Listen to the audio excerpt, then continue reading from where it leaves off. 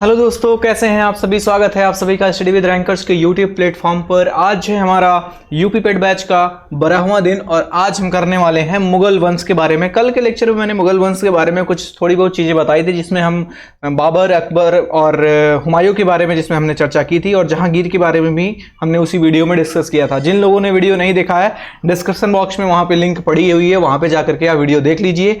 तो आज जो हम पढ़ने वाले हैं मुगल वंश में, वो शाहजहां को पढ़ेंगे, औरंगजेब को पढ़ेंगे, और मुगल काल में जो इनकी शासन प्रणाली थी, जो इनका स्थापत्य कला का जो तरीका था वो कैसा था, वो सारी चीजें हम इस वीडियो में पढ़ने वाले हैं। ठीक है, तो स्टार्ट करते हैं आज का session. And this is all about me. मेरा नाम है रितुल प्रताप सिंह और मैंने क्लियर किए हैं सारे एग्जाम्स। एंड लास्ट ईयर मुझे मिला था 98 percentile in UP triple SC pet examination. Okay, तो स्टार्ट करते हैं शाहजहां से। तो जैसा मैंने कल बताया भी था आपको कि 1927 में, सॉरी 1927 नहीं, 1627 में मृत्यु होती है किसकी? जहांगीर की। और जहांगीर की मृत्यु होने के बाद उसका बेटा शाहजहां, जिसका नाम था खुर्रम, ये सारी चीजें मैंने डिस्कस की है पिछली वीडियो में। ठीक है, तो शाहजहां जिसका नाम था खुर्रम, जिसका वास्तविक नाम था खुर्रम, वो बैठता है गद्दी के ऊपर। और शाहजहां का शासनकाल अगर हम देखें तो ये चलता है 1627 ईस्वी से लेकर के 1658 ईस्वी तक इसका शासनकाल माना जाता है। किसका? शाहजहां का। ओके, इसके बाद अब देखिए, शाहजहां आगरा में गद्दी पे बैठता है और आगरा की गद्दी पे बैठते ही इसने आसफ खान कौन था?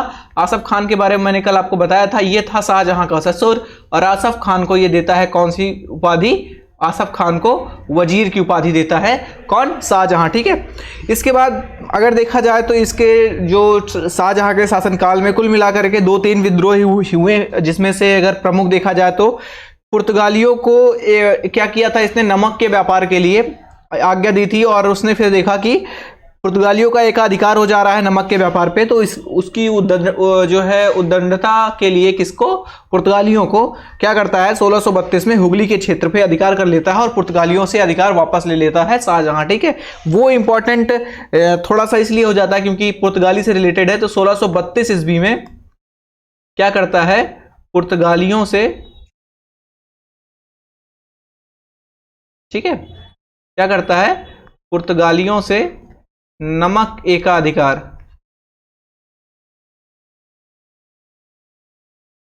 नमक एकाधिकार वापस ले लेता है। ठीक है, ओके, तो एक इंपॉर्टेंट घटना है ये, जिसके बारे में आपको पता होना चाहिए। 1632 ईस्वी में होती है ये। और एक और घटना इसके यहाँ होती है, जब ये 1628 से 31 में, 1628-27 में ये गद्दी पे बैठता है और 1628 में एक विद्रोह चालू होता है, जिसका नाम है, नाम का मतलब है जिसके नेतृत्व में विद्रोह हुआ, उसका नाम है खाने जहां लोदी। ठीक है, खाने जहां लोदी के नेतृत्व में एक विद्रोह होता है। ये कौन था? ये अफगान था, है ना। अफगानी लगातार विद्रोह कर रहे थे। आप देखेंगे पूरे के पूरे मुगलों के टाइम पे, चाहे वो अकबर के समय में भी आपने देखा अफगानों का विद्रोह हुआ, फिर उसके बाद आपने बाबर के समय में देखा ही था, और उसके बाद फिर बाबर के बाद आप हुमायूं के शासनकाल में भी आपने देखा होगा। तो खाने जहां लोदी ने, जो एक अफगानी था, उसने विद्रोह किया था। 31 में इसका विद्रोह भी खत्म कर देता है कौन? शाहजहां। ठीक है, तो शाहजहां के बारे में जो बेसिक बातें हैं वो यही हैं। इसके अलावा आप देखते हैं उसके साम्राज्य विस्तार की तरफ बढ़ते हैं। तो शाहजहां ने दक्षिण भारत में, देखिए अहमदनगर, तो अहमदनगर क्या था? ये मुगल साम्राज्य की जो अधीनता है वो स्वीकार कर लिया था अहमदनगर। लेकिन शाहजहां ने क्या किया? अहमदनगर को 1633 ईस्वी में मुगल साम्राज्य के अंदर मिला लेता है। और इसका जो ये अहमदनगर का अभियान था, ये करता है ये 1633 ईस्वी में। और ये कब होता है? सॉरी, ये किसके नेतृत्व में होता है? ये होता है महावत खान के नेतृत्व में ये लड़ा जाता है अहमदनगर का अभियान, और उसके नेतृत्व में क्या होता है? अहमदनगर मुगल साम्राज्य में मिल जाता है। एक और घटना होती है 1636 ईस्वी में, इसके 3 साल बाद। 1636 ईस्वी में होता क्या है कि जो गोलकुंडा है उसका शासक अब्दुल्ला कुतुब शाह मुगलों से संधि कर लेता है, और इस संधि के बाद शाहजहां ने औरंगजेब को दक्षिण का सूबेदार बनाता है। ठीक है, 1636 ईस्वी में औरंगजेब बनता है पहली बार दक्षिण का सूबेदार। औरंगजेब कौन था? इसका बेटा था ना। औरंगजेब को दक्षिण का सूबेदार नियुक्त किया जाता है। ठीक है, 1636 ईस्वी में। और औरंगाबाद को औरंगजेब और 1636 में ही क्या होता है, औरंगाबाद को दक्षिण, ठीक है, औरंगाबाद को क्या किया जाता है, दक्कन के सूबे की राजधानी बना दिया जाता है। औरंगाबाद क्या बनती है, राजधानी बनती है। औरंगाबाद राजधानी बनती है दक्षिण के दक्कन सूबे की, ठीक है। ये दो घटनाएं होती हैं 1636 ईस्वी में। ओके, एक नाम आता है जब बात होती है गोलकुंडा की, तो एक नाम आता है वहां के एक जौहरी थे जिसका नाम था मीर जुमला। मीर जुमला एक जौहरी हुआ करता था। ये वही व्यक्ति है जिसने शाहजहां को कोहिनूर हीरा गिफ्ट किया था, ठीक है, कोहिनूर हीरा गिफ्ट किया, कोहिनूर हीरा भेंट दिया या गिफ्ट किया, जो भी कहो, कोहिनूर हीरा भेंट दिया, ठीक है। तो मीर जुमला ने शाहजहां को कोहिनूर हीरा भेंट किया था। और ये आया कहां से था, आपको सबको पता है कि गोलकुंडा की खान से कोहिनूर हीरा निकाला गया था। और अभी कोहिनूर हीरा की पूरी कहानी मैं आपको आगे सुनाऊंगा, ठीक है, पूरी कहानी बताऊंगा किस तरीके से ये कहां से निकला और अंतिम में कहां कैसे कैसे होते हुए ये ब्रिटेन पहुंच गया। और ब्रिटेन की आज जो महारानी है उनके ताज में, उनके मुकुट में लगा हुआ है कोहिनूर हीरा, है ना। अब चलते हैं, थोड़ा देखते हैं शाहजहां के समय में स्थापत्य कला का कैसी थी, किस तरीके से स्थापत्य कला उस समय ग्रो कर रही थी। तो स्थापत्य कला की अगर बात की जाए तो शाहजहां ने दिल्ली के निकट एक जगह है जिसका नाम है शाहजहानाबाद, अपने नाम के ही ऊपर एक किसने शहर बसाया, शाहजहानाबाद, ठीक है। शाहजहानाबाद की स्थापना कौन करता है, शाहजहां करता है, और अपनी राजधानी को शिफ्ट कर देता है, ठीक है। राजधानी कहां बनाता है, शाहजहानाबाद बनाता है, कहां से, आगरा से। पहले इसकी राजधानी आगरा थी ना, मुगलों की राजधानी क्या थी, आगरा थी। और आगरा से फिर कहां चला जाता है, शाहजहानाबाद चला जाता है, अपनी राजधानी बना लेता है। और ये कब होता है, ये होता है 1648 ईस्वी में। ओके, 1648 ईस्वी में घटना होती है। और शाहजहानाबाद आज की जो पुरानी दिल्ली है वो यही है, पुरानी दिल्ली शाहजहानाबाद ही है ना। ओके, और इसी में उसने सुरक्षा दुर्ग का एक निर्माण कराता है, एक सुरक्षा किला का निर्माण कराता है। कहां पे, शाहजहानाबाद के अंदर, जिसको लाल किला या किला ए मुबारक कहा जाता है। लाल किला या फिर इसी को किला ए मुबारक कहा जाता है ना, इसी को कहा जाता है।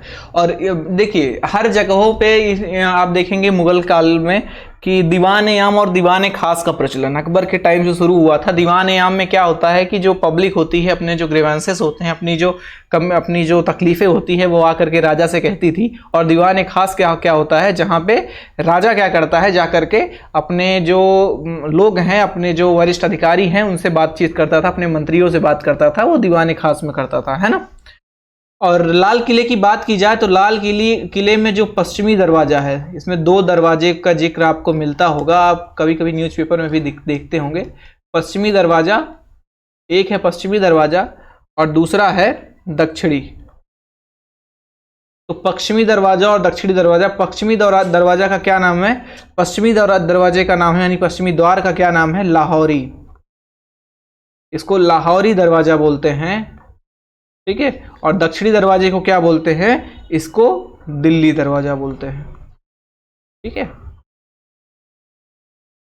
ओके, ये लाल किले से रिलेटेड है। अब सबको पता है शाहजहां से रिलेटेड एक और स्थापत्य कला का नमूना इसने पेश किया, जो बेशकीमती नमूना जिसको बोला जाए, या फिर हाँ ठीक है, बोला जा सकता है बेशकीमती नमूना, बोला जा सकता है, नहीं बोला जाता है एक्चुअली, क्योंकि 7 वंडर्स में से एक है ताजमहल। और ताजमहल का निर्माण इसने करवाया।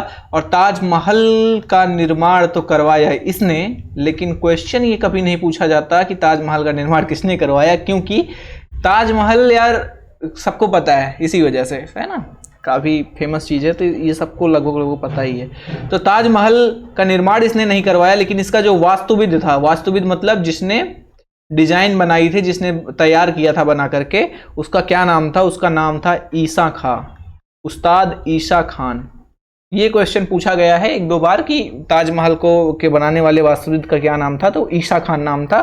कहा जाता है कि ताजमहल के बनने के बाद सुल्तान मतलब राजा ने महाराज क्या किया था, राजा ने ईसा खान के दोनों हाथों को कटवा दिया था, ऐसा कहा जाता है। ठीक है, ताजमहल जो बनाया गया है ये मकराना मार्बल से बनाया गया है। मकराना कहाँ पे है? मकराना एक जगह है जिसका नाम कहाँ पे, राजस्थान में।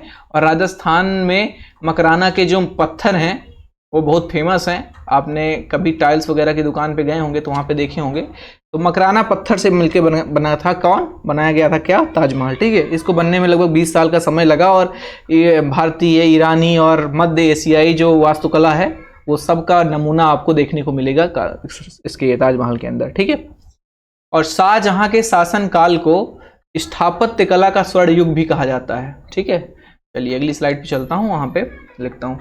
यार स्लाइड चेंज होने में जहां पे भी टाइम लग रहा है वहां पे आप 20 सेकंड स्किप कर लेंगे। ठीक है, वीडियो 20 सेकंड स्किप करेंगे, नेक्स्ट स्लाइड पे आप पहुंचेंगे। ठीक है, चलते हैं अगली स्लाइड पे।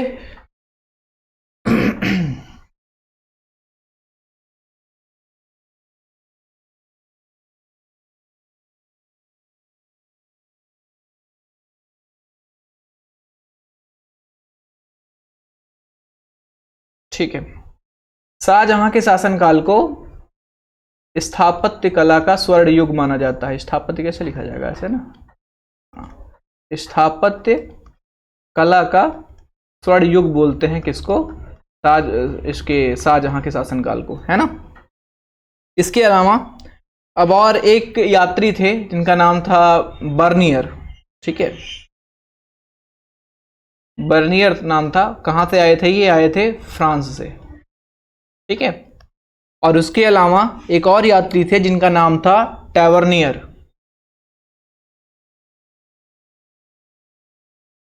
इन दोनों ने शाहजहां के बारे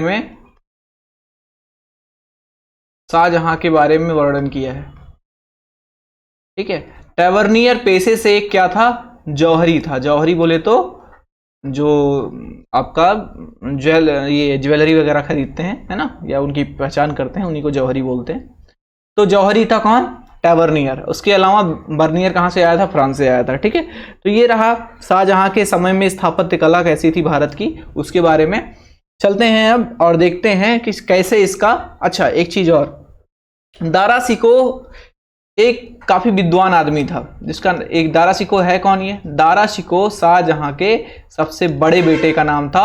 और दारा शिको एक विद्वान व्यक्ति था, इसीलिए काफी ज्यादा ये करीब था शाहजहां के, क्योंकि शाहजहां विद्वानों का बड़ा सम्मान करता था। तो दारा शिको एक विद्वान आदमी था, तो इसी को क्या किया, सबसे बड़ा पुत्र होने की, और एक कारण और भी था कि ये सबसे बड़ा पुत्र था। तो दारा शिको को क्या करता है, अपना उत्तराधिकारी बना देता है शाहजहां, अपना उत्तराधिकारी बना देता है शाहजहां। और अब क्योंकि उत्तराधिकारी बनाने के बाद कुल मिलाकर के देखा जाए तो शाहजहां के 4 पुत्र थे, दारा शिको, शाह सूजा, औरंगजेब और मुराद बख्श, है ना। इसमें सबसे बड़ा कौन था, इसमें सबसे बड़ा दारा शिको था। दारा शिको बन गया कहां का, मुगल साम्राज्य का राजा।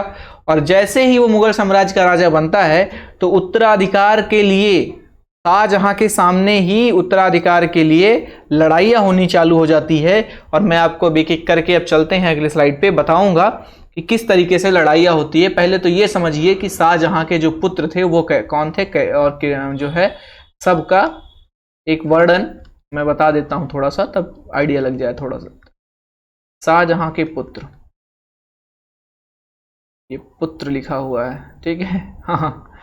शाहजहां के पुत्र कौन कौन से थे, एक एक करके मैं टॉप जो है उनके जन्म के हिसाब से, है ना, जो उनका समय था जन्म का उसके हिसाब से बताऊंगा।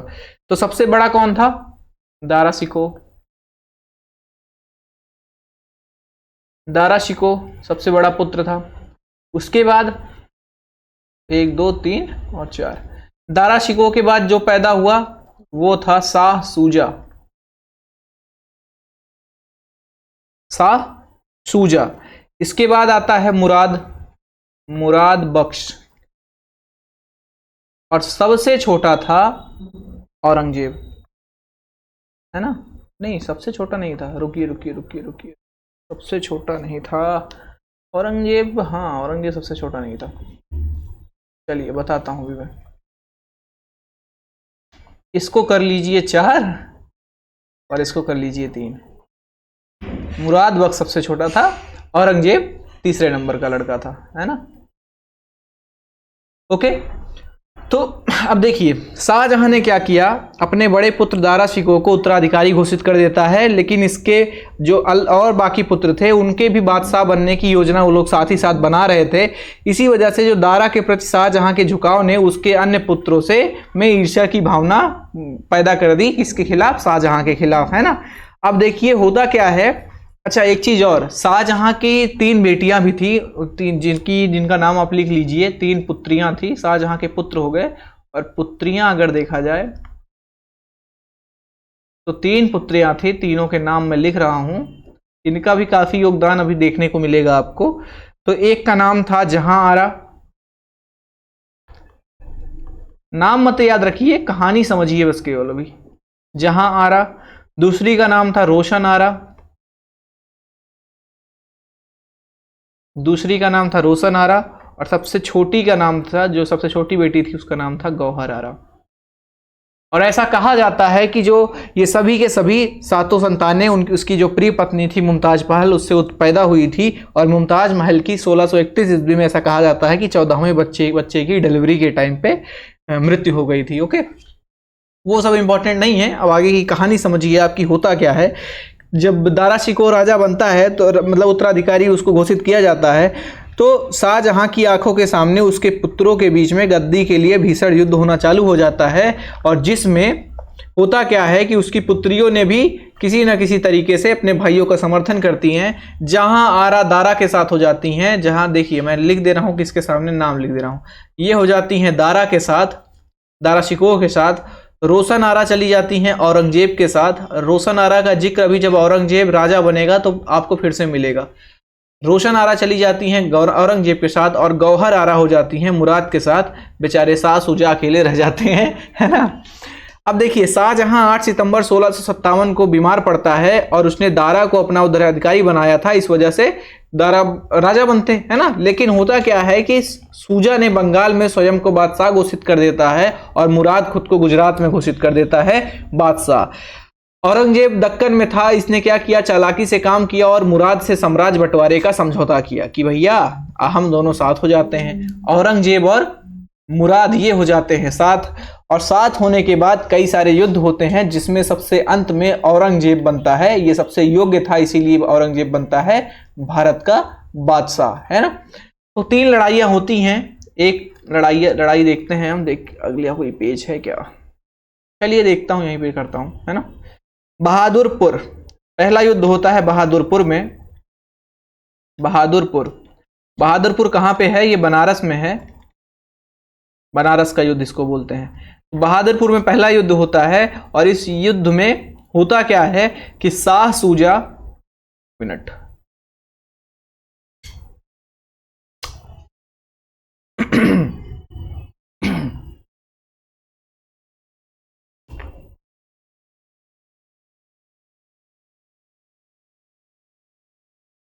क्या हो गया, चलिए।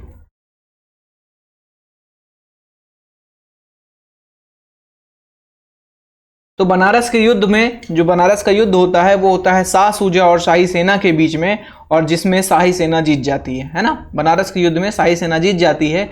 और दूसरा युद्ध होता है धर्मट का युद्ध।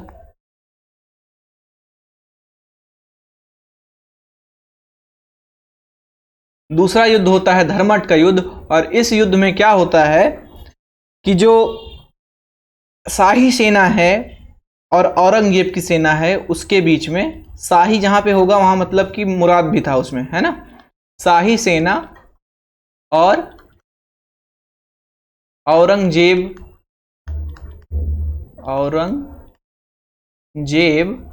प्लस मुराद की सेना। औरंगजेब मुराद और शाही सेना के बीच में युद्ध होता है, जिसमें जीतता कौन है, जिसमें होता है शाही सेना हार जाती है और औरंगजेब और मुराद की सेना जीत जाती है। और इसी युद्ध के बाद औरंगजेब क्या करते हैं भाई साहब, मुराद की कर देते हैं हत्या, और मुराद को पहले बंदी बनाता है, उसके बाद हत्या करता है। मुराद की हत्या हो जाती है। और अभी आपको मैं फिर से बताऊंगा जब औरंगजेब के समय में, किसने, औरंगजेब ने 2 बार अपना जो राज्याभिषेक है वो करवाया था।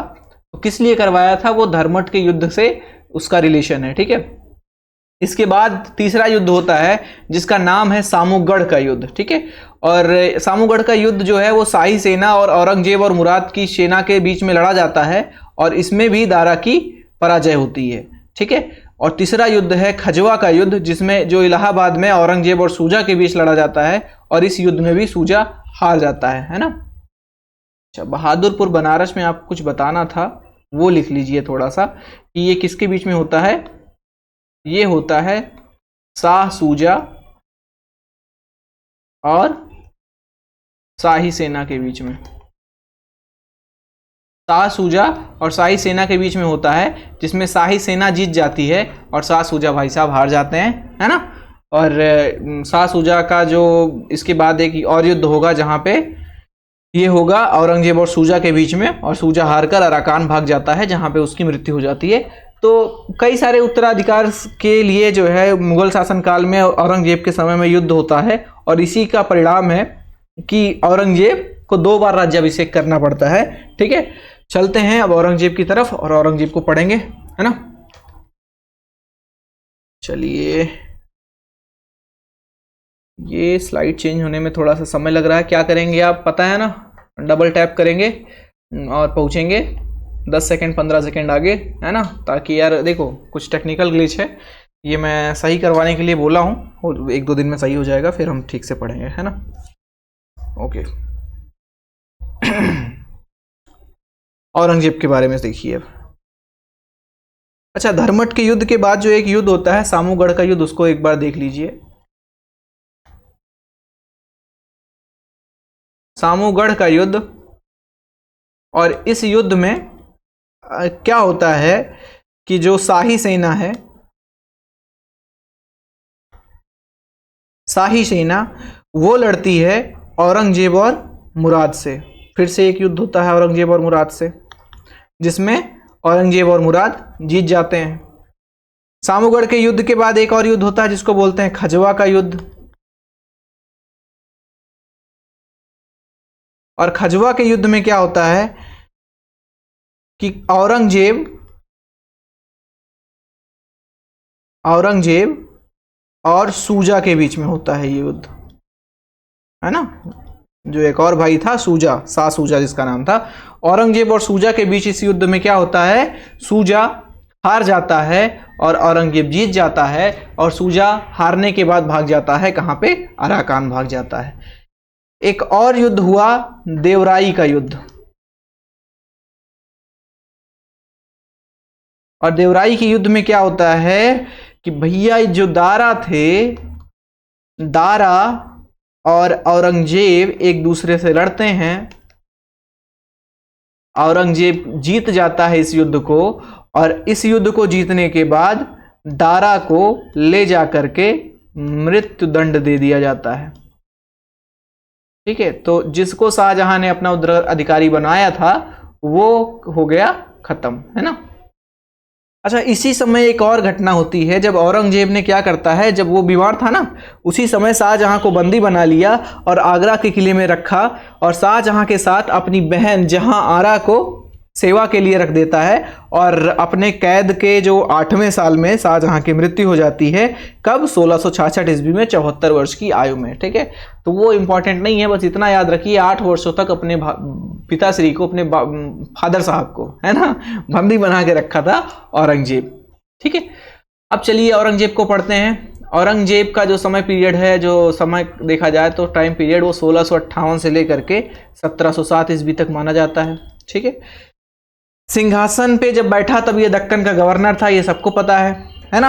और औरंगजेब का राज्याभिषेक 2 बार हुआ, अभी चिल्ला चिल्ला के बताया, राज्याभिषेक 2 बार हुआ, ठीक है। एक कब होता है? एक होता है राज्याभिषेक सामूगढ़ के विजय के बाद, और दूसरा कब होता है? खजवा और देवराई के युद्धों के में विजय पाने के बाद, है ना। और औरंगजेब को एक, जब वो सिंहासन पे बैठा तब उसका नाम क्या था? तब उसका नाम था औरंगजेब, औरंगजेब, है ना, औरंगजेब गलत लिख रहा हूं, उसका नाम था औरंगजेब आलमगीर, ठीक है, ये नाम हुआ करता था औरंगजेब का जब वो सिंहासन पे बैठा, है ना। सम्राट बनने के बाद इसने राहदारी और पानदारी, ये दो प्रथाएं थी, ये दो कर लगते थे, राहदारी और पानदारी। इन दो कर को सबसे पहले समाप्त किया। राहदारी कर किसके ऊपर लगता था? ये लगता था राहियों के ऊपर, है ना, जो सीमा के अंदर ही राही, मतलब एक तरह से टोल टैक्स समझिए, लिख देता हूं मैं, एक तरह से टोल टैक्स लगता था। और पानदारी क्या था? पानदारी था कि जो चुंगी होता है ना, चुंगी टैक्स, चुंगी कर होता था, उन पे चुंगी कर लगता था, किसके ऊपर? व्यापारियों के ऊपर, है ना। तो अभी अब मैं व्यापारी किस लिए लिख दिया, इतना क्लियर क्यों रहे, ताकि अभी आप टोल कहेंगे सर टोल टैक्स और चुंगी कर में डिफरेंस क्या है। फिर देखिए, चुंगी कर वो होता है जो व्यापारियों के ऊपर लगता है ना, मतलब लगता है सबके ऊपर है, बट जो पानदारी थी उसमें ये लगता था व्यापारियों के ऊपर, ठीक है। इसके अलावा जब ये औरंगजेब शासन में बैठता है तो इसको, औरंगजेब को दो नामों से बुलाया जाता है। एक था जिंदा पीर, कई बार ये क्वेश्चन पूछा गया है कि किस मुगल शासक को जिंदा पीर के नाम से बुलाया जाता था, तो जिंदा पीर और शाही दरवेश, ये दो वर्ड हैं जो याद रखिएगा, ध्यान रखिएगा। इन दो वर्ड से विख्यात था कौन? औरंगजेब। और अपने जो, किस वजह से ये इस नाम से विख्यात था? क्योंकि अपने व्यक्तिगत और चारित्रिक जो उसके गुण थे उसकी वजह से इसको जिंदा पीर या फिर शाही दरवेश करके बुलाया जाता था। अब थोड़ा सा औरंगजेब के समय इसकी धार्मिक नीति क्या है वो समझते हैं। तो इसने क्या किया कि उलेमा वर्ग की सलाह के हिसाब से इसने क्या किया, इस्लामी ढंग है उस हिसाब से राज किया। और जो इस्लाम अपने कट्टर चरम पे था उस समय, सबको पता है ना, कट्टर मुस्लिम शासक था ये। इसने कुरान को अपने शासन का आधार बनाया और तीन चार चीजें इस पे पाबंदी लगाई जिसको आपको याद रखना है। सबसे पहला, सिक्कों पर कलमा, सिक्कों पर कलमा खुदवाना, ठीक है, सिक्कों पर कलमा खुदवाना, इस पे प्रतिबंध लगाया। इसके साथ ही साथ सिक्कों पे कलमा खुदवाने के बाद जो झरोखा दर्शन का सिस्टम था उसको बंद करवाया, झरोखा दर्शन पे प्रतिबंध लगाया। उसके बाद इसने नवरोज का त्यौहार मनाना बंद कर किया, नवरोज का त्यौहार, उसके ऊपर प्रतिबंध लगा दिया, नवरोज के त्यौहार के ऊपर प्रतिबंध लगाया। भांग की खेती पे प्रतिबंध लगाया, मतलब देख रहे हैं आप कितने प्रतिबंध लग रहे हैं, भांग की खेती पे प्रतिबंध लगाया। उसके बाद इसने जो गाना बजाना और तुलादान प्रथा, गाना बजाना और साथ ही एक तुलादान प्रथा चलती थी, तुलादान प्रथा, इन प्रथाओं पे प्रतिबंध लगाया, ठीक है। और औरंगजेब के दरबार में एक बड़ी अजीब सी चीज है कि दरबार में संगीत पे इसने पाबंदी लगा दी थी, मतलब दरबार में कोई संगीत गायन नहीं कर सकता था, ठीक है। इसके अलावा औरंगजेब ने 1665 में हिंदू मंदिरों को तोड़ने का आदेश देता है और इसके शासनकाल में जो मंदिर तोड़े गए थे उसमें सोमनाथ का मंदिर और जो बनारस का मंदिर है वो प्रमुख है ना। 1679 ईस्वी में इसने फिर से जजिया इंट्रोड्यूस कर दिया, 1679 में जजिया पुनः लगा देता है ये गैर हिंदुओं पे, जजिया पुनः लगाया गया। और हटाया कब गया था जजिया? जजिया हटाया गया था अकबर द्वारा 1564 ईस्वी में। कल मैं पढ़ा रहा था तो आपको चार घटनाएं बताया था, 61, 62, 63 और 64, जिसको बोला था कि आप याद करके रखिएगा, है ना। अच्छा, हालांकि अगर देखा जाए तो सबसे ज्यादा हिंदू मनसबदार वो कहां पे थे, वो किसी, आप देखिए इससे थोड़ा सा ध्यान रखिएगा, कंफ्यूज मत होइएगा, कट्टर मुस्लिम था लेकिन इसके दरबार में सबसे ज्यादा हिंदू मनसबदार थे, ठीक है। मनसबदार क्या होता है ये मैं कल बताया था, अब आज नहीं बताऊंगा, ठीक है, जा करके पढ़िए, रोज रोज रिपीट थोड़ी ना होगी चीजें, ठीक है। सबसे ज्यादा मनसबदार की नियुक्ति, हिंदू मनसबदार की नियुक्ति किसके शासनकाल में हुई थी?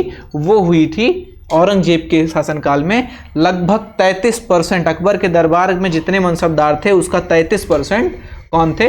हिंदू थे, है ना। अब बात करते हैं साम्राज्य विस्तार की।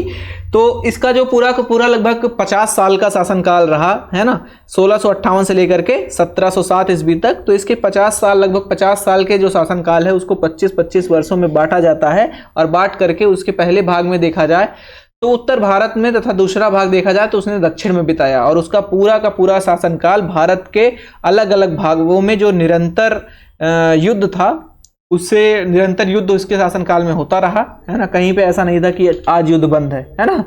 इसने क्या किया, 1686 में बीजापुर और 1687 में गोलकुंडा को जीतकर मुगल साम्राज्य में मिला लेता है।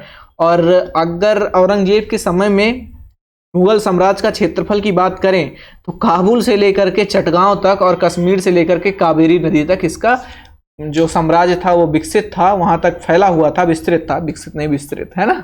और मुगल प्रांतों में संख्या देखी जाए तो मुगल प्रांत सबसे ज्यादा, अगर किसी के शासनकाल में सबसे ज्यादा थे तो वो थे औरंगजेब के शासनकाल में। कितने थे, ये थे टोटल 21 प्रांत, ठीक है। और 21 प्रांत थे मुगल के समय में, है ना। अब देखिए मराठों से मुगल का जो संघर्ष है वो लिख लीजिए थोड़ा सा, कि 1686 में ये बीजापुर जीतता है, बीजापुर, बीजा नहीं बीजा, है ना, बीजापुर जीतता है। और एक साल बाद यानी 1687 में गोलकुंडा, गोलकुंडा, ठीक है। ये दो विजय याद रखिएगा इसकी, ठीक है। मराठों से जो मुगलों का संघर्ष है वो आपको सबको पता होगा, अगर थोड़ा सा भी आपने इतिहास पढ़ा होगा, कि मराठों से जो संघर्ष हुआ मुगलों का वो बहुत इंपॉर्टेंट है। उसके बारे में आपके सिलेबस में भी मराठा है, तो इसके बाद हम पढ़ेंगे ही पढ़ेंगे मराठों के बारे में। तो मुगलों का संघर्ष जो था वो एक केंद्रीय शक्ति और उभरती स्थानीय आकांक्षाओं के बीच जो स्वाभाविक संघर्ष था वो था। और अगर देखा जाए तो मराठों ने बहुत ज़्यादा, बहुत हद तक औरंगजेब को प्रभावित किया, औरंगजेब को हर तरीके से प्रभावित किया, है ना। हमेशा युद्ध हुआ करते थे मराठों से इनके। तो अब देखते हैं आगे कि किस तरीके से। अच्छा, एक विद्रोह था सम्राट इनके समय में जिसको याद रखिएगा, मोस्ट इंपॉर्टेंट है, ये बताना तो भूल ही जा रहा था मैं, वो था सिख विद्रोह, ठीक है। डायरेक्टली क्वेश्चन पूछा जाता है। एक सिख विद्रोह होता है इसके शासनकाल में, जब 1675 ईस्वी में। अच्छा, ये हुआ किस लिए था, ये हुआ था क्योंकि धर्मांतरण की नीति चल रही थी उस समय, काफी ज्यादा लोगों का धर्मांतरण कराया जाता था, जबरन धार्मिक जो है धर्मांतरण करवाया जा रहा था। तो कुछ सिख ऐसे थे जो इस्लाम स्वीकार नहीं कर रहे थे, और इसी वजह से सिख के जो 9वें गुरु थे, जिनका नाम था गुरु तेग बहादुर, 9वें गुरु जिनका नाम था तेग बहादुर, ठीक है। तेग बहादुर को, तेग बहादुर सिंह को फांसी की सजा दे देता है औरंगजेब, है ना। तो याद रखिएगा सिखों के कौन से गुरु को फांसी देता है औरंगजेब, तो वो है 9वें गुरु जिनका नाम था तेग बहादुर, और ये फांसी कब होती है, 1675 ईस्वी में। तो इसको याद रखिएगा, मोस्ट इंपॉर्टेंट है, ठीक है, आपके एग्जाम के पॉइंट ऑफ व्यू से। ओके, चलिए चलते हैं, और अब क्या देखते हैं थोड़ा सा और कुछ तथ्य इसके बारे में। औरंगजेब पहला ऐसा मुगल शासक था जिसने स्पष्ट रूप से फरमान जारी करके सती प्रथा का अंत किया, है ना। सती प्रथा का अंत, सती प्रथा फैली हुई थी, सबको पता है क्या होता है सती प्रथा का। क्या हो गया ये, एक मिनट, आज काफी ग्लिच आ रहा है यार।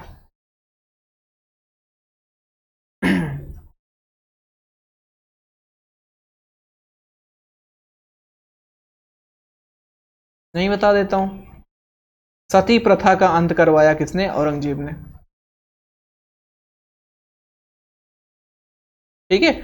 और ऑफिशियली करवाया, मतलब फरमान जारी करके, याद से बंद हो जाना चाहिए, कुछ ऐसा, है ना।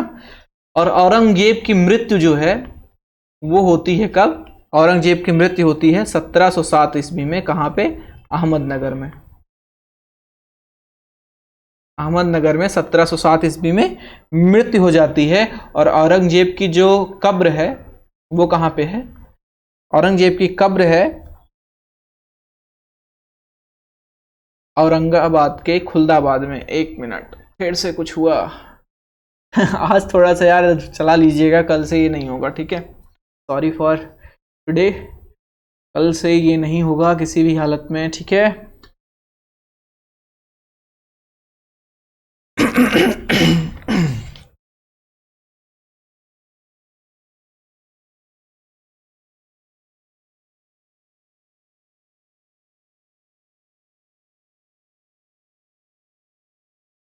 ठीक है।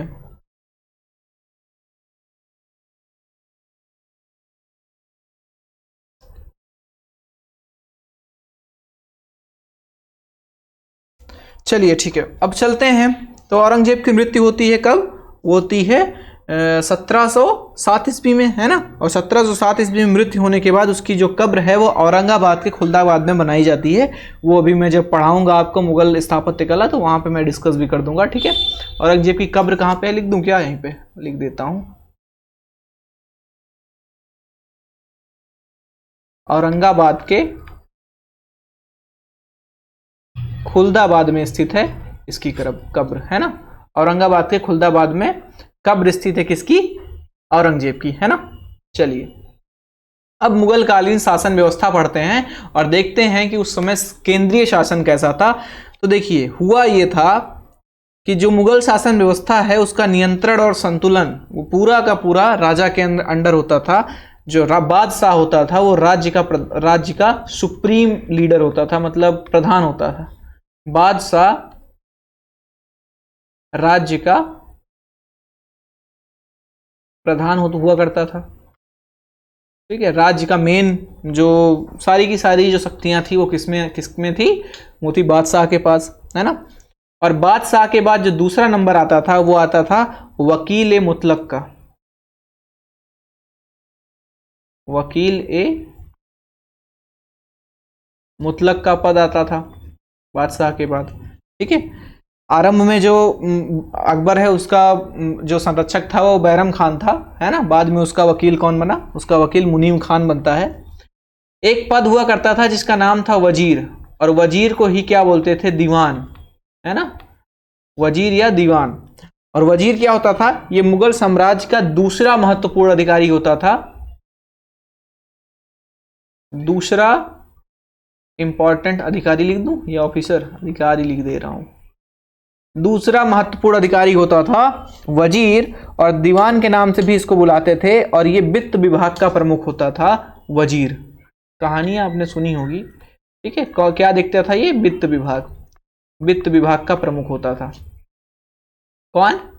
वजीर यानी निर्मला सीतारमण, है ना। और वकील की अनुपस्थिति में यही प्रधानमंत्री भी हुआ करता था। इसके बाद जो एक पद आता है जिसको बोलते हैं मीर बख्शी, सॉरी,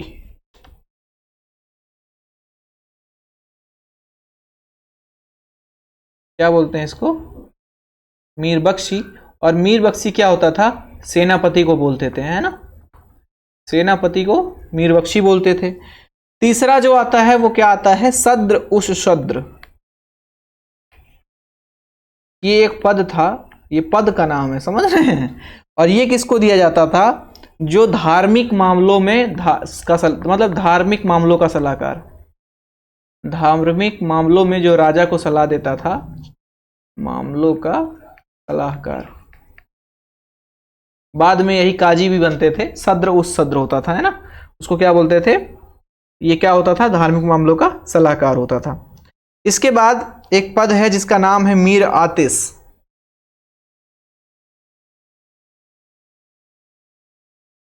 एक पद है जिसका नाम है मीर आतिश। और मीर आतिश किसको बोलते थे? मीर आतिश बोलते थे जो शाही तोप खाना चलाता था, ठीक है। आतिशबाजी से याद रख लीजिए, शाही तोप खाने का मुखिया या प्रधान जो होता था उसको क्या बोलते थे? मीर आतिश बोला करते थे, ठीक है। इसके अलावा एक और पद था जिसका नाम था मीर मुंशी, वो जो शाही पत्रों को लिखा करता था, है ना। इसको ऐसे ओरली याद कर लीजिए, ठीक है। मीर मुंशी शाही पत्रों को लिखा करता था।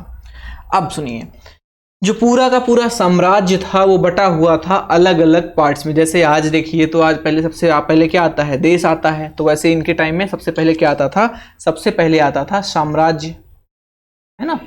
जैसे अपना देश है, और देश के बाद फिर क्या आता है? अपने यहाँ प्रदेश आता है। तो इनके यहाँ क्या आता था? सूबा आता था। साम्राज्य के बाद सूबा आता था, सूबा को प्रांत बोलते थे। और सूबा के बाद क्या आता था? अपने अपने यहाँ क्या आता है? जिला आता है। इनके यहाँ क्या आता है? सरकार आता है। आधा था मतलब, है ना, ऐसे विभक्त था सरकार। और सरकार के बाद होता है अपने यहाँ तहसील, और यहाँ मुगल काल में क्या होता था, परगना। परगना के बाद होता था दस्तदूर, और दस्तदूर के बाद लास्ट में सबसे पहले, अब लास्ट में क्या आ जाता है, गांव आ जाता है ना, ग्राम। और ग्राम को मावदा भी बोलते थे। ठीक है, तो ये रहा, इस तरीके से कुछ डिवाइड था मुगल काल। मुगल काल में जो प्रशासन है उस तरीके से डिवाइड हुआ करता था। और भूमि के आधार पर भूमि का विभाजन भी किया गया था। किस तरीके से, देखिए, खालसा भूमि, खालसा भूमि के बाद कौन सी भूमि आती है, जागीर भूमि। जागीर भूमि के बाद क्या है, शयूरगाल भूमि, सयूर,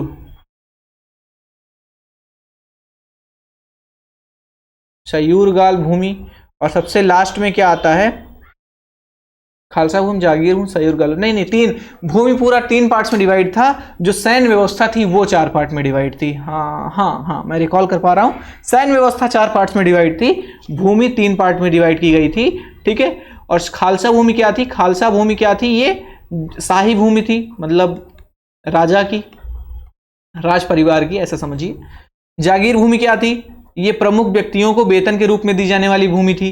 और सयूरगाल क्या थी, ये दान में की दी गई लगान मुक्त भूमि थी, और इसे मिल्क भी कहा जाता था। ठीक है, अब सैन्य व्यवस्था की बात करें, ये काफी इंपॉर्टेंट है, ये ज्यादा इंपॉर्टेंट नहीं था लेकिन इसमें ध्यान दीजिएगा, सैन्य व्यवस्था आपका काफी इंपॉर्टेंट है। ठीक है, अब सैन्य व्यवस्था की अगर बात करें तो सैन्य व्यवस्था चार भागों में, चार श्रेणियों में इसको डिवाइड किया गया था। एक एक करके सबको समझेंगे। ठीक है, सैन्य व्यवस्था को चार पार्ट्स में डिवाइड किया गया था।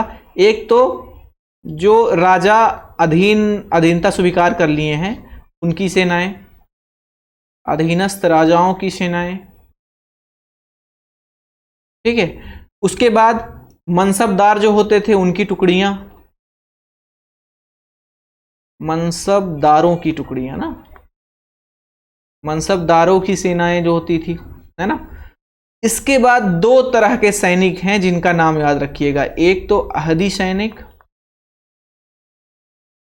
और दूसरे दाखिली सैनिक।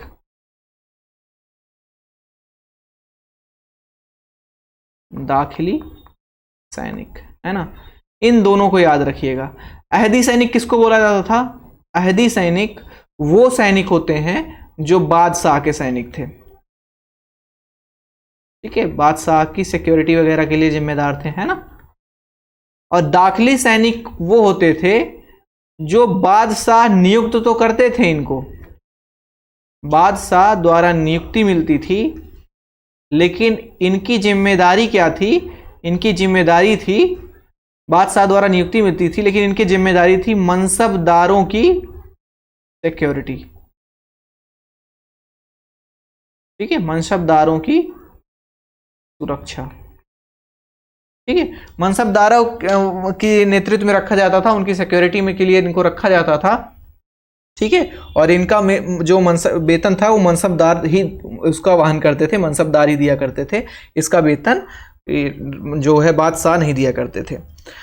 अब मुगल काल की स्थापत्य कला की बात करते हैं तो अकबर काल में देखा जाए तो मुगल स्थापत्य का वास्तविक प्रारंभ अकबर काल को ही माना जाता है। और मुगलों ने जो प्रारंभ में देखिए तो बहुत बड़े पैमाने पर लाल और बलुआ पत्थरों का प्रयोग करके बड़ी बड़ी जो इमारतें हैं वो बनवाए। और लेकिन बाद में क्या हुआ, मुगलों ने संगमरमर का व्यापक प्रयोग करना चालू किया। आपको देखने को मिलेगा सबसे बड़ा नमूना क्या है, सबसे बड़ा नमूना क्या है संगमरमर का, तो वो है ताजमहल, है ना। तो संगमरमर में तो रत्नों की जड़ाई की शैली को भी अपना करके इमारतों को जो सुंदरता है वो दी गई, उसमें रत्न भी जोड़े गए। ठीक है, तो यहीं से शुरुआत होती है, अकबर काल से मुख्यतः देखा जाए तो स्थापत्य कला चालू होता है, तो वहीं से हम पढ़ेंगे और एक एक करके देखेंगे। ठीक है, चलिए चलते हैं अगली स्लाइड पे। तो दिल्ली में एक मकबरा है हुमायूं का, है ना, उसको ताजमहल को का पूर्वगामी कहा जाता है। हुमायूं के मकबरे को ताजमहल का पूर्वगामी कहा जाता है। ठीक है, ध्यान दीजिएगा इसको, पूर्वगामी कहा जाता है। और इसमें मुगल वंश के जो सबसे ज़्यादा लोग दफनाए गए हैं वो कहाँ दफनाए गए हैं, वो गए हैं हुमायूं के मकबरे में, 9 लोग टोटल दफनाए गए हैं, है ना। आगरा के पास फतेहपुर सीकरी जो है वो पूरा का पूरा लाल पत्थर से बनाया गया था। और फतेहपुर सीकरी बनवाया किसने था, तो अकबर ने बनवाया था, गुजरात विजय के उपलक्ष्य में बताया था, बनवाया था। कल मैंने सब कुछ डिस्कस कर दिया है। इसमें एक महल है जोधाबाई का महल, जोधाबाई का महल, और ये कहाँ पे है, ये है फतेहपुर सीकरी में।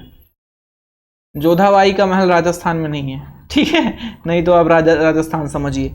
जोधाबाई का महल फतेहपुर सीकरी का सबसे बड़ा भवन है। इसमें पूजा कक्ष भी देखा गया मिला है, मतलब पूजा कक्ष भी है। और गुजरात की स्थापत्य कला जो है वो इसमें झलकती है, वो देखने को मिलती है। आपको पता भी है जो गुजरात विजय के उपलक्ष्य में ही फतेहपुर सीकरी का निर्माण कराया गया था, है ना। और बुलंद दरवाज़ा फतेहपुर सीकरी में जो जामा मस्जिद है उसका दक्षिणी द्वार है। फतेहपुर सीकरी में बुलंद दरवाज़ा स्थित है, ये भी आपको पता होगा। कल मैंने सब कुछ ये डिस्कस किया था। अब देखिए, शाहजहां द्वारा दिल्ली का लाल किला बनवाया गया। और दिल्ली का जो लाल किला है वो किससे बना है, लाल किला उसका नाम ही इसीलिए पड़ा क्योंकि ये कैसे पत्थरों से मिलकर के बना था, ये बना था लाल पत्थरों से मिलकर के, इसीलिए इसका नाम क्या पड़ा, लाल किला पड़ा। लाल पत्थरों से बना है ना, लाल पत्थरों से बना है। औरंगजेब के काल में इसको किला-ए मुबारक भी कहा जाता था, है ना। और इसमें दीवाने आम, दीवाने खास, मुमताज महल, खास महल, रंग महल, इम्तियाज महल, ये सभी भवन इस जो दिल्ली में लाल किला है उसके अंदर स्थित है ना। दिल्ली में ही लाल किला के दीवाने खास में शाहजहां ने क्या किया था, मयूर सिंहासन बनवाया था। तो कभी पूछा जाए कि मयूर सिंहासन किसने बनवाया था, तो वो बनवाया था शाहजहां ने। और ये कहाँ बनवाया था, तो ये बनवाया था लाल किले के दीवान एक खास में, लाल किले में, ठीक है, दीवान एक खास में बनवाया था। और एक अनुमान अगर माना जाए तो मयूर सिंहासन में 1150 किलो सोना और 230 किलो मोतियों का प्रयोग किया गया था।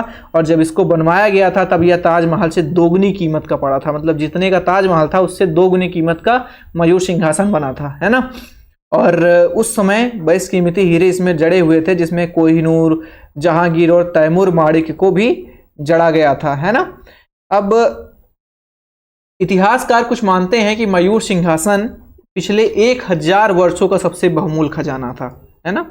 बाद में फिर ये धीरे धीरे क्या होता है कि करनाल में युद्ध होता है 1739 ईस्वी में, और ये फारस के राजा थे नादिर शाह, इसे लूट करके अपने साथ लेके चला जाता है। और बाद में इसकी तोड़ाई की जाती है, तोड़ करके कोहिनूर बाहर निकाला जाता है और अंग्रेज इसको लेके चले जाते हैं, है ना। तो ये कहानी थी कुछ इसकी स्थापत्य कला के बारे में। अब देख लीजिए, कुछ स्थल हैं, कुछ प्रमुख इमारतें हैं जिसका स्थान और निर्माणकर्ता के बारे में मैंने इसमें टेबल में लिख रखा है। जामा मस्जिद कहाँ पे थी, ये थी संभल में, और इसको बनवाया था बाबर ने। शेरशाह का मकबरा कहाँ है, सासाराम बिहार में है, और इसको शेरशाह ने बनवाया था। हुमायूं की मकबरा की बात करें तो ये दिल्ली में है, बनवाया कौन था, हमीदा बानो ने। अकबर का किला कहाँ पे है, आगरा में है, और अकबर ने ही बनवाया था, है ना। जहांगीर महल कहाँ पे है, आगरा का किला के अंदर है, और ये अकबर ने बनवाया था। फतेहपुर सीकरी, ऑफकोर्स फतेहपुर सीकरी में ही है, अकबर ने बनवाया था। अकबर का मकबरा सिकंदरा में है और इसको जहांगीर ने बनवाया था। जहांगीर का मकबरा शाहदरा लाहौर में है, शाहदरा दिल्ली वाला नहीं, शाहदरा लाहौर के अंदर है, इसको नूरजहां ने बनवाया था। मोती मस्जिद, जामा मस्जिद, दीवान आम और दीवान खास, ये चारों जगह कहाँ पे है, ये है आगरे के किले के अंदर, और इन सब को किसने बनवाया था, शाहजहां ने बनवाया था। शीश महल भी आगरे के किले में है और इसको भी शाहजहां ने बनवाया था। लाल किला और दिल्ली की जामा मस्जिद, देखिए कभी कभी देखिए ये डिफरेंस होता है। एक जामा मस्जिद आपको यहाँ दिखेगी जिसको बाबर ने बनवाया, एक जामा मस्जिद आपको आगरे के किले के अंदर दिखेगी, और एक जामा मस्जिद आपको दिल्ली में दिखेगी। और इस दिल्ली की जामा मस्जिद जो है ये भारत की सबसे बड़ी मस्जिद है, भारत की सबसे बड़ी मस्जिद है कौन, दिल्ली की जामा मस्जिद। और इसको भी किसने बनवाया था, शाहजहां ने बनवाया था, ठीक है। तो बस यहीं पे ख़त्म करते हैं आज का सेशन। आई होप आपको काफ़ी अच्छा लगा होगा, आप अपनी नोट्स प्रॉपर बनाते चल रहे होंगे, नोट्स आपकी बन रही होंगी, आप रिवीजन कर रहे होंगे, है ना। कल देखिए, आज मुगल काल ख़त्म होता है, कल हम जो भी अपने सिलेबस का अगला टॉपिक है उसको कवर करेंगे, ठीक है। कल से मे बी मैं पॉलिटी शुरू कर दूं, मे बी आपको 100% नहीं बताने वाला कि क्या होगा, लेकिन जो भी होगा पता चलेगा ही आपको, ठीक है। तो कल हो सकता है सब्जेक्ट चेंज हो।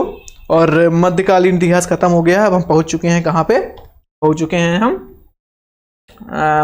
अपने आधुनिक युग में। आधुनिक इतिहास चालू होगा, मॉडर्न हिस्ट्री चालू होगी। तो जितने भी लोग पास खरीदना चाहते हैं इस कोड को यार यूज़ करो और आपको मिलेगा 25% discount on text book app, है ना। कौन से ऐप पे? टेक्स्ट बुक ऐप पे आपको इतना डिस्काउंट मिलेगा, ठीक है। चलिए ठीक है, यहीं पे सेशन बंद करते हैं। आई थिंक आपको बहुत अच्छा लग रहा होगा, काफ़ी अच्छे से आपकी पढ़ाई चल रही होगी। और ठीक है, बंद करते हैं यार। Okay, please share this video with your friends and God bless you all.